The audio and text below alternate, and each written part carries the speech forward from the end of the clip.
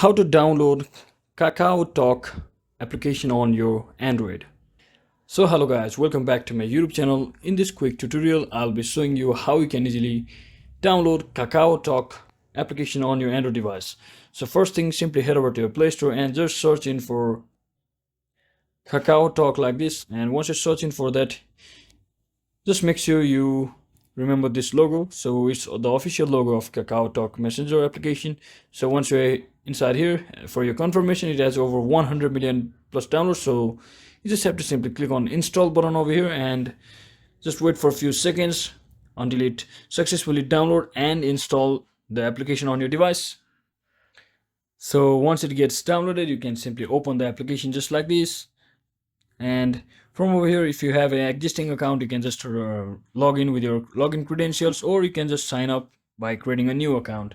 So that is exactly how you can easily download and install KakaoTalk application on your Android device. Hope this video was helpful guys. If it was, don't forget to like and subscribe to the channel. See you on the next one.